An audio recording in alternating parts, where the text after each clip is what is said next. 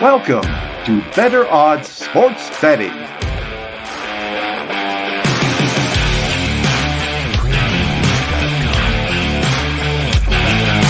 Here's our hosts, Kev O'Neill and Kyle Hunter. What's up, everyone? Welcome back to Better Odds Sports Betting. I'm your host, Kev O'Neill. Kyle cannot make it in today, but we have a fantastic guest, Mr. Tony Gordon, the Circa Millions 2021/22 $1 million winner. How the heck you doing, Tony? I'm doing great, Kev. Thanks for having me, buddy. No problem, man. Thanks for coming on. Absolutely. What a wild ride last year. That was fun, man. And you can see the check above my head here. So, just enjoying every moment I can. So, right. Exactly. Yeah. You got everything on there. It's wonderful. And, we hung out for a while out there. You're an awesome guy. You and your wife are fantastic. I had such a blast. We got some great pictures as well, but I'm so happy that I was able to find some time to finally get you on here and talk a little bit about this contest stuff and obviously a couple of the big games coming up this weekend. But before we get into that, I do want to ask you, how did you get the Twitter handle Derbify? What does it mean?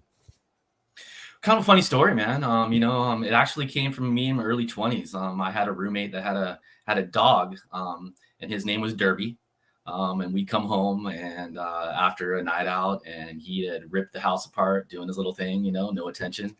And so we'd come home and we Derby got us again. He Derbified us. You know what I mean? So it kind of evolved into that. And it has been a name that has just stuck with me as a handle since my early 20s, and it's been over 25 years almost. So, I wrote it out and it's still here. I go as far back as the derbified AOL.com, one of the original email addresses that there is. So, so it's been a name that stuck with me for a while and it's been fun. I've been in contest play for a long time and use that same name. So it was hard for me to get away from it.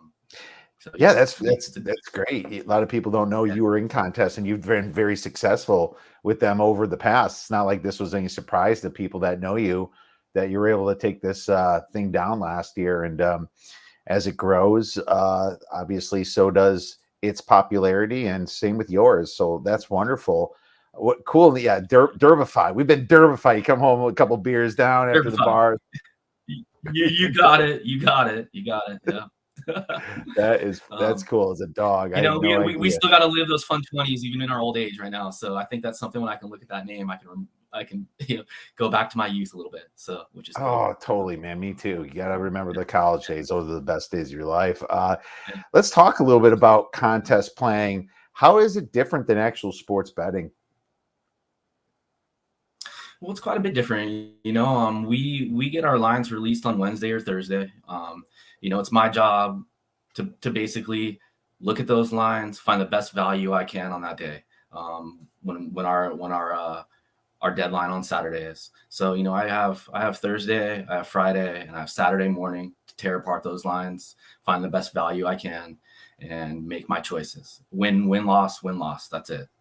Possibly, a push. But when it comes to sports betting, when you hit the window, you want to try to find the best value in a number early on a market that's moving all week. And maybe late, maybe early, depending on where you are and where you stand on the game. But the market's moving all week. So, I'm looking at lines that are set on Thursday, and that's where they're set. And I pick those apart.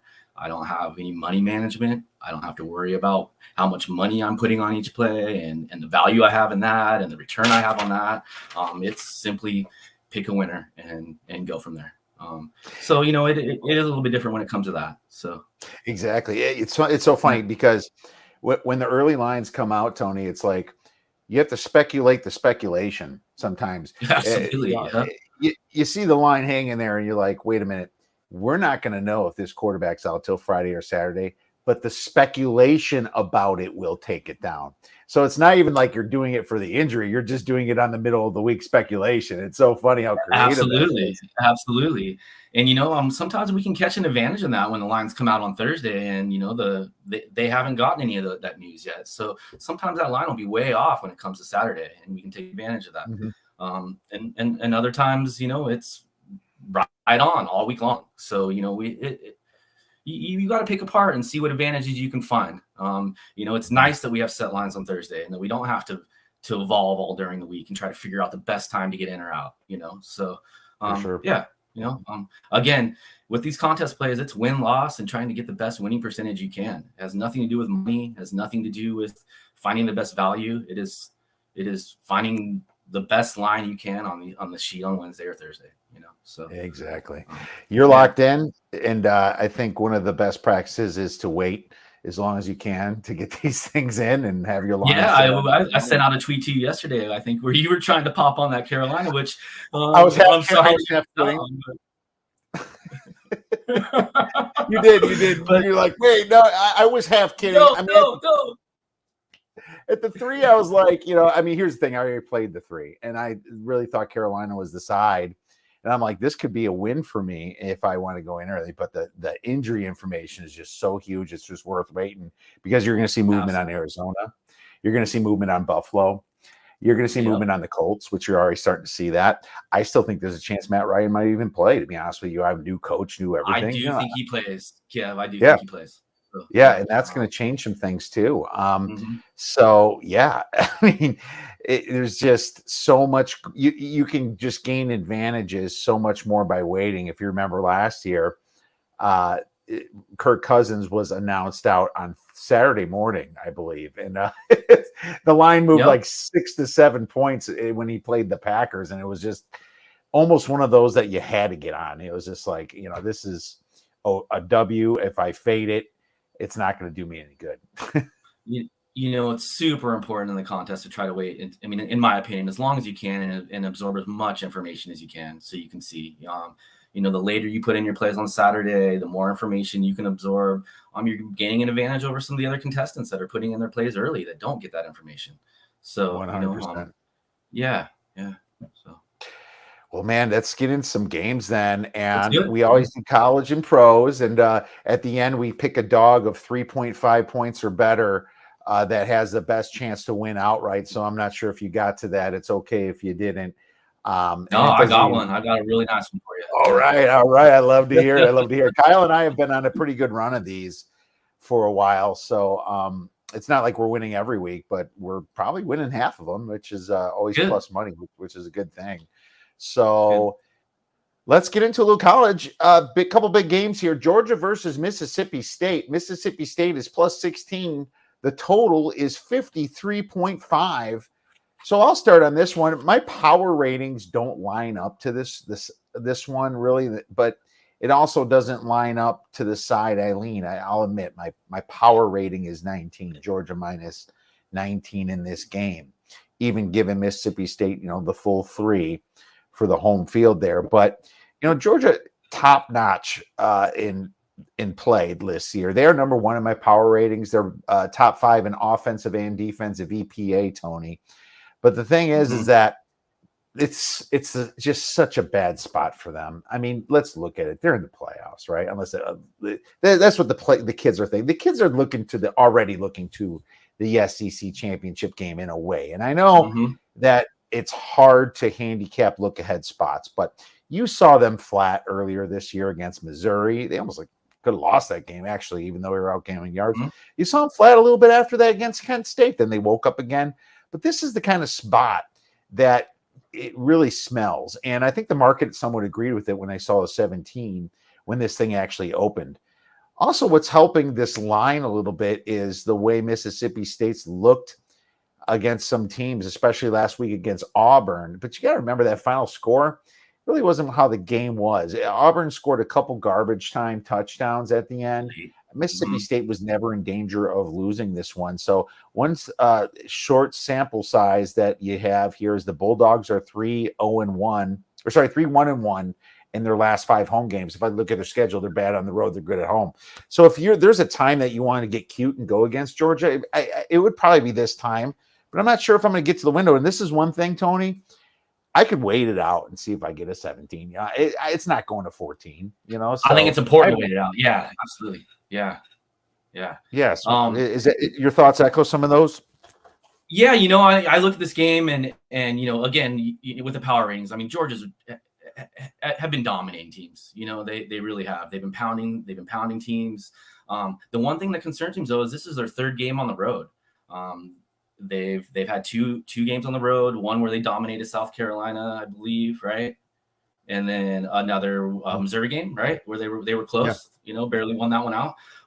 So I don't know if they've been really tested on the road as much against an environment at Mississippi State, which you got to think it's one of the bigger home field advantages in college football. They have that air raid offense where they're just gonna back it up and make these short throws and try to get some run after catch. I don't. When I looked at that game, I want to initially lean Georgia just because I do feel that they are a powerhouse and they know what they're getting into with Kirby Smart. He's ready and prepared to come into Mississippi State and take on what they have.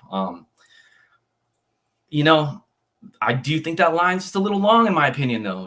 I do think this home field advantage and what Mississippi State does, they can keep that line, keep it a little close, and maybe do a little backdoor action, So my gut tells me to go with Mississippi State and that home field advantage and see if they can keep it within those 2 touchdowns, So that's my gut and my feeling. So no, it makes total sense. You look at Georgia and they have 2 away from home, but not true away games against Oregon and Florida. I don't even count that, man.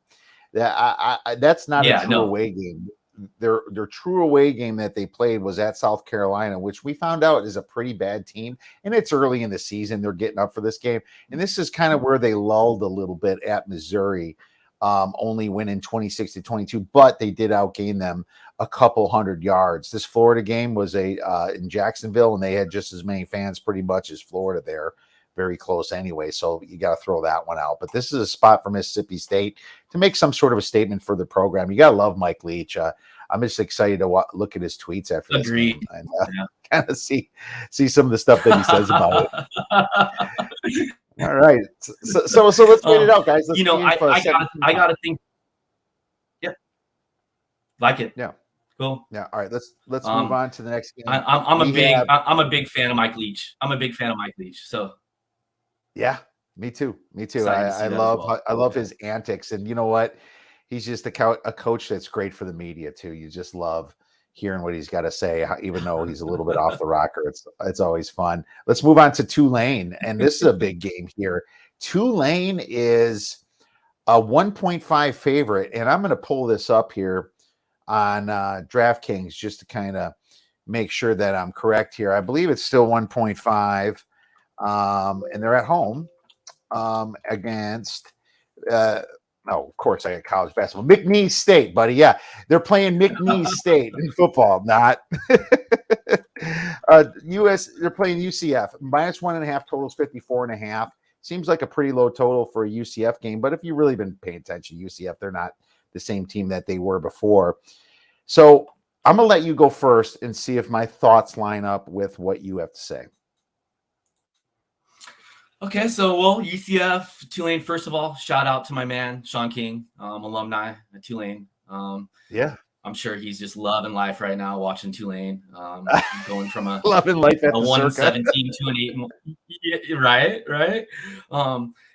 And shout out to Tulane. I mean, they're really a Cinderella right now. They went from a 1-7, the Hurricane last year, setting them all back to 8-1 now. And sitting second in the AAC, trying to compete for a championship here. With that being said, their defense has been, really legit, hanging in with every game, every team. They have a really good linebacking crew. They have 2 seniors that have been friends for a while, and I think that they just gel. They know where they're going. They know what they're doing. They're stout when it comes to that. So, they're going to have to compete with what a UCF high fly offense. What are they? Number 7th in the nation in passing. The one thing that concerns me with that is they're on a little bit of a who do we want at quarterback issue. Do we want Plumlee? Do we want Keene? Keene played last game and did very well. Plumlee, off the concussion. I don't know if that's going to be an issue with Gus Malzahn trying to figure out if he wants to play both of them, play one of them. And if he ends up playing both of them, sometimes the offense gets a little stagnant at times. You know, they get out of their gel and trying to figure out who, you know, offensively how they're going to move the ball. One quarterback's a little different than the other. So I don't know if he can fit that in and make that work correctly or not.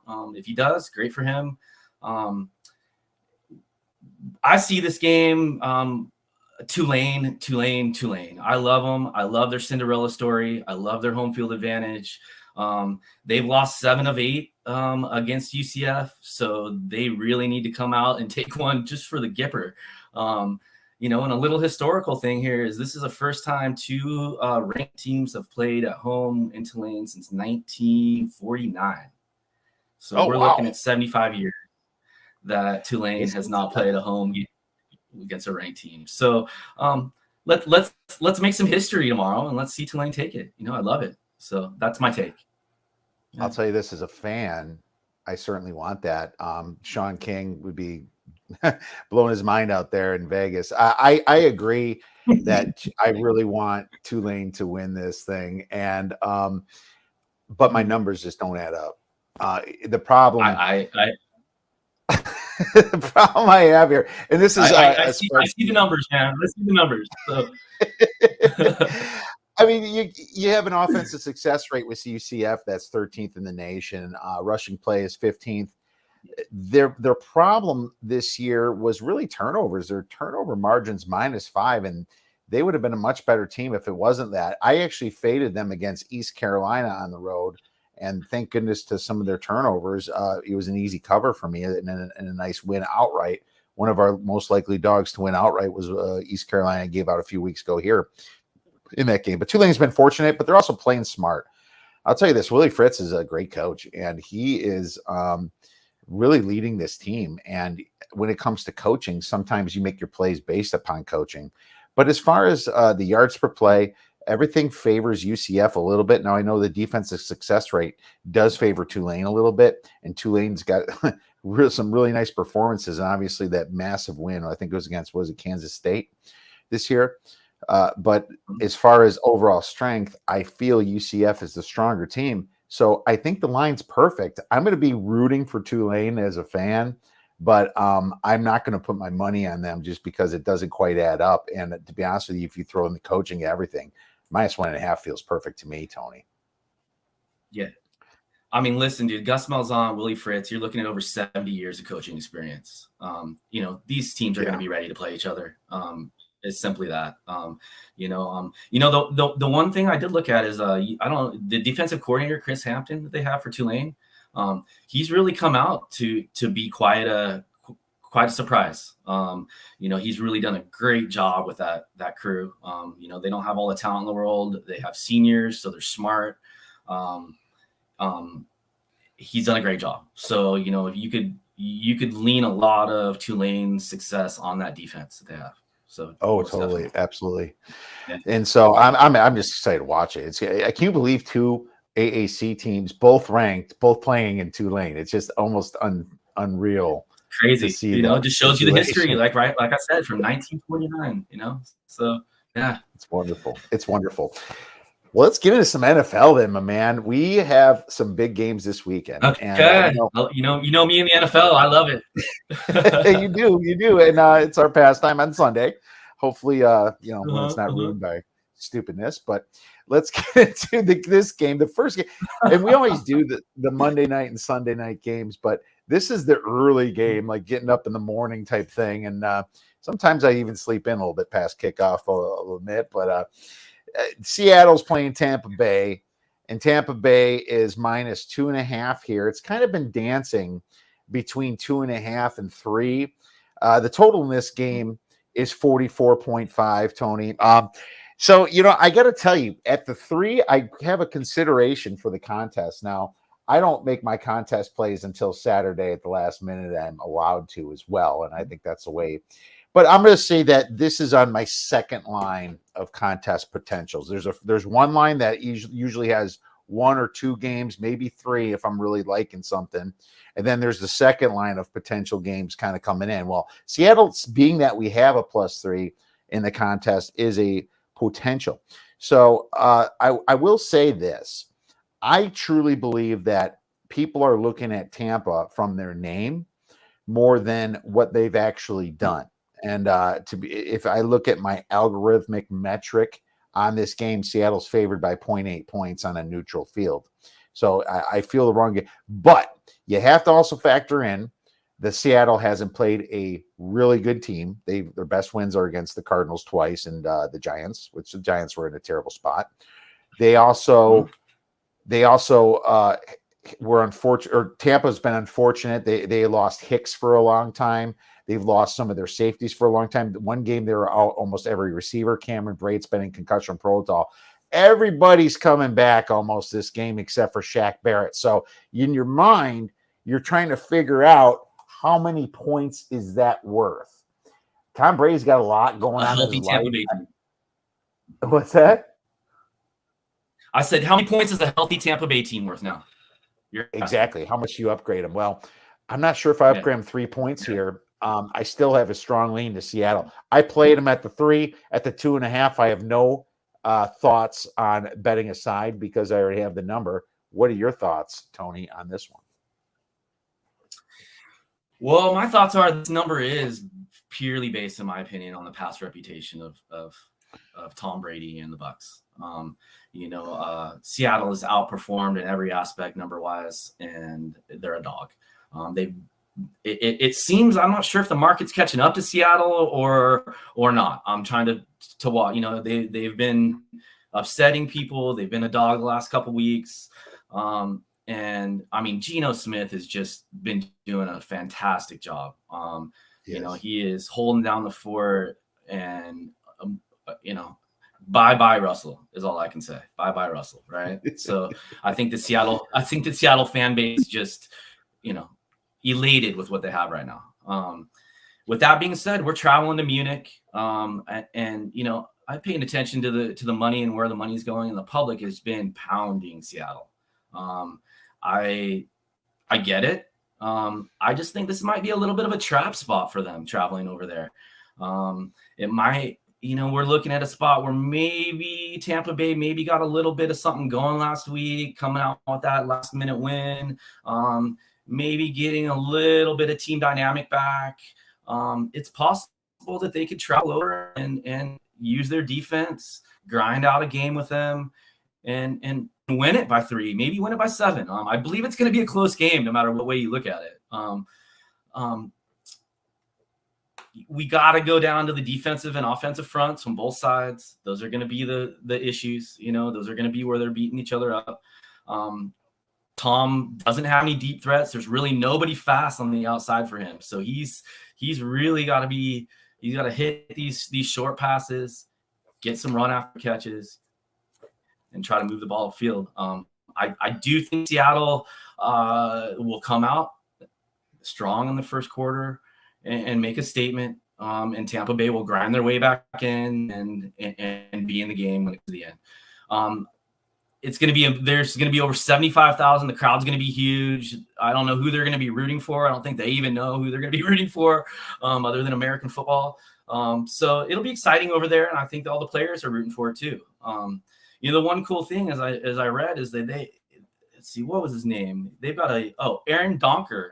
He's on Seattle. He's a backup linebacker, and he was born and raised in Germany. All week long they've had him raising the hands in the huddles, speaking German all week long, getting them super excited to go to Germany, his whole team. So I think they're pretty excited to actually travel across the pond and play over there. I'm excited to see what happens. This is going to be a good game. I think Tom Brady is going to have to step up and do his thing. I do think this is kind of a lean spot for me when it comes to Tampa Bay. I won't take it at the 3 on the contest. I might go play it at a 2.5 as far as in a bet, but I will not hit the 3 in the contest. I like to stay off those hard numbers in contest plays. I mean, last week it showed there were 3 threes on the board, all 3 of them pushed. So I was one when of those it on comes to Atlanta. right. So, I'm sitting in the middle of the pack in the contest right now. I have to do some leverage stuff to start chasing, and hitting hard numbers like that isn't going to get me anywhere. So with that being said, it won't be a contest play, but I do like Tampa Bay at 2.5. So Yeah, I think Seattle's going to be a popular contest play just because of all the love they're getting in the market. You see that 69% of the tickets are on them and only 49% of the money are on them. So that's kind of telling that it's almost like the Tampa Bay is a sharp side. I think it's just numbers based upon the smarter players are getting this at 2.5, and the smarter players on this side probably got it at 3 when it was there for an hour. And that's when I hit it, was just there for an hour. I still think Seattle, just based upon Tampa's rush EPA being only 19th on defense. Maybe the Hakeem Hicks was the reason for that being gone. So that's, you got to factor that in too. But I think Seattle's a good teaser leg on a lower total type game as it is. So I agree. I do think it'll be a low scoring game, one score. So great teaser leg. Yeah. All right, let's move on to the next game. And we are going to get into the night game. And it is the San Francisco 49ers hosting the LA Chargers. I think this number is still at 7. I hope so. Well, it doesn't matter to me because I think it's been stuck on 7 for quite a bit now. Yeah. Yeah, it's actually 7 minus 10 right here. So I've seen some toying with the Chargers here. We don't know if Keenan Allen's going to play, and a lot of people say no. Jordan Palmer did pretty well last week when he was in, but losing Mike Williams and him, it's really Gerald Everett and that's it. As a matter of fact, you might want to put some props on Gerald Everett this week to have a big game if that's not already been adjusted. And that's I think where he can do some damage. But this is such a great spot for San Fran coming off the bye. They're still kind of riding that CMC train after they beat the crap out of the Rams, especially that whole second half. I feel like coming into bye, that's a feel good situation, which is not something you always love to bet on. But when they're losing beforehand, I see momentum kind of for this team moving up. I just don't know how the Chargers move the ball without their 2 main receivers. And the Niners are number 1 in opponent rushing EPA and or in yards per rush, 3.4. Their defense stops the run.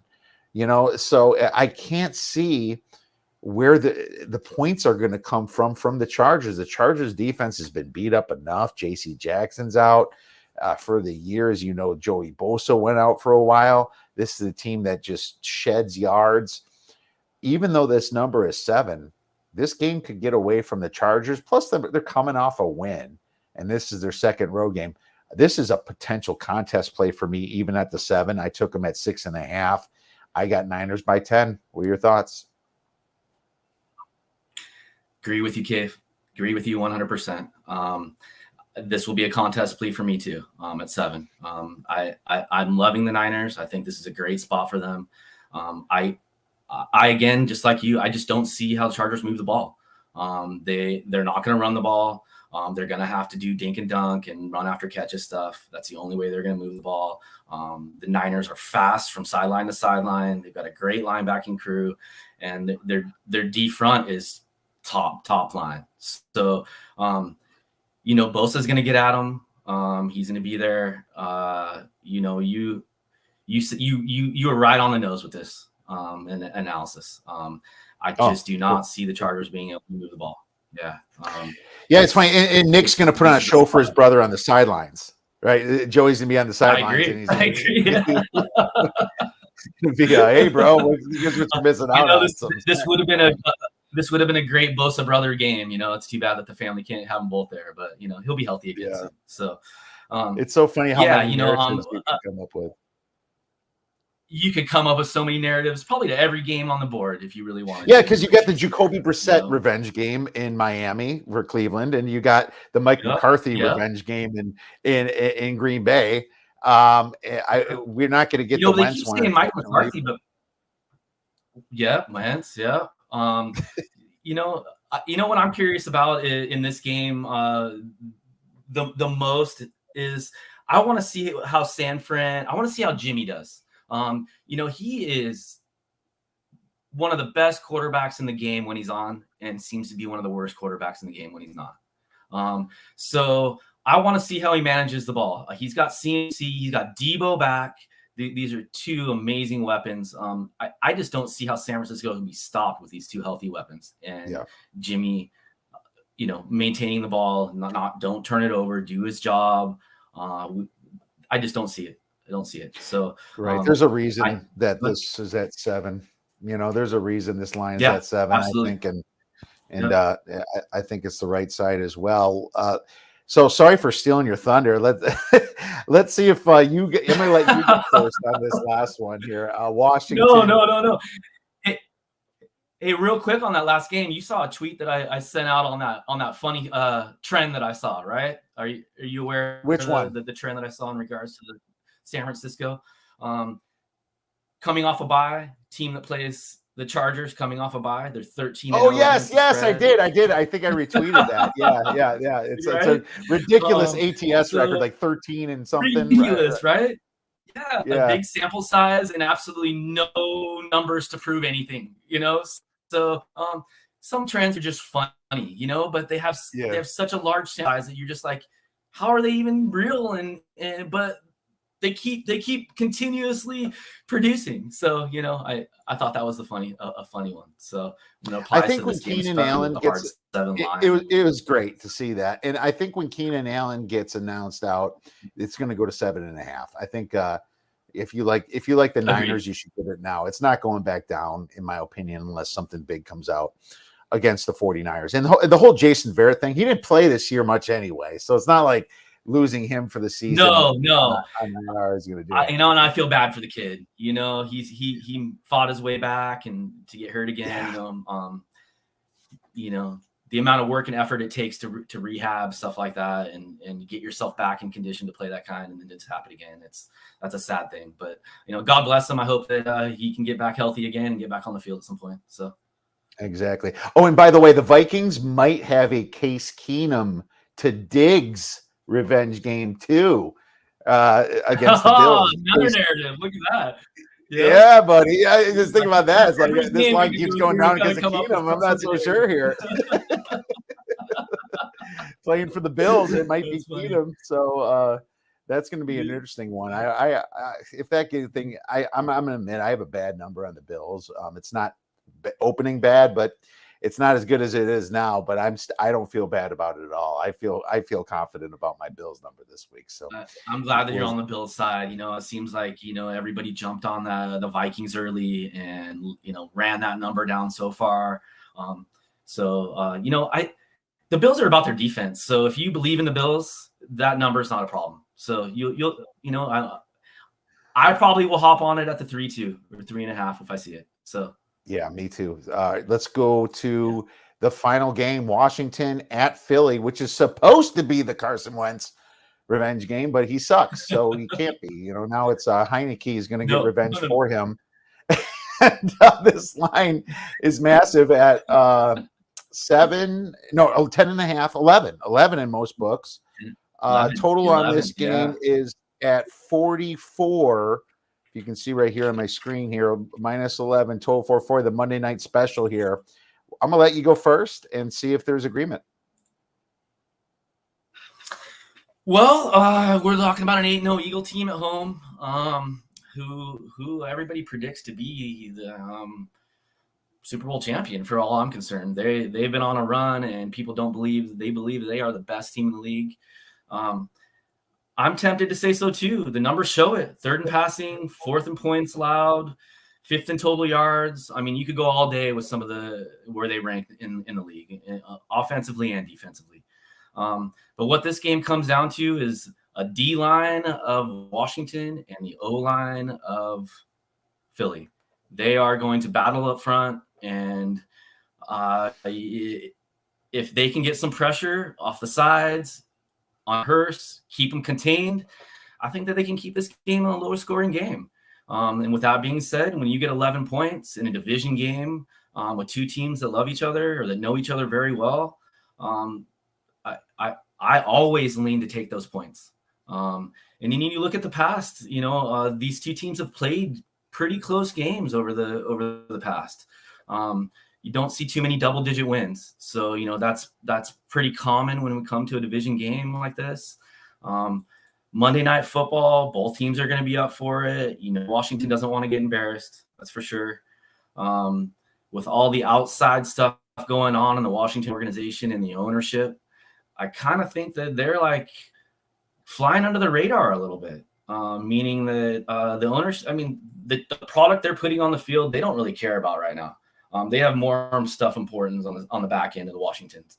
So when they get on the field, they have no pressure. They're out there playing hard. They're out there playing to win. They're out there playing with nothing to lose.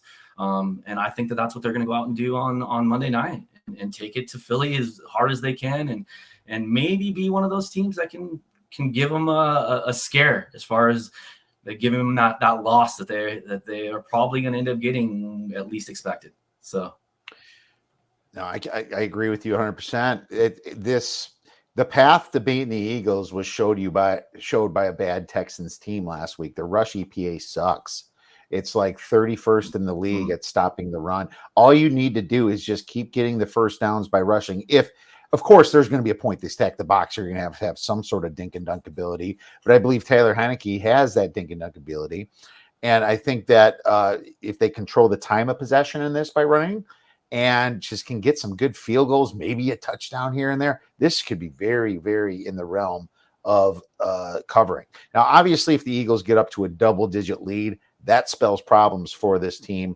They're going to be on the back of the heels of Heineke, which you saw through that interception in a game they should have won last week against the Vikings. This spread is too big, in my opinion. I think the 11's good to take. I took a little bit myself. But as a contest play, it's probably in my third line right now, Tony. It's hard to get on the ugliness sometimes. And Washington probably, Philly's probably a little bit upset with their performance against the Texans. And I do believe they have a little extra time to prepare as well. Mm-hmm. The emotion that Taylor Heineke's brought has done wonders. I think they're out of the last 5 games. I believe that their margin of it's been a 3-point margin plus or minus on their last 5 games. So they've played close games. They've squeaked out a few. The one thing that concerns me though is it seems like they have lived or died on bombs to McLaurin.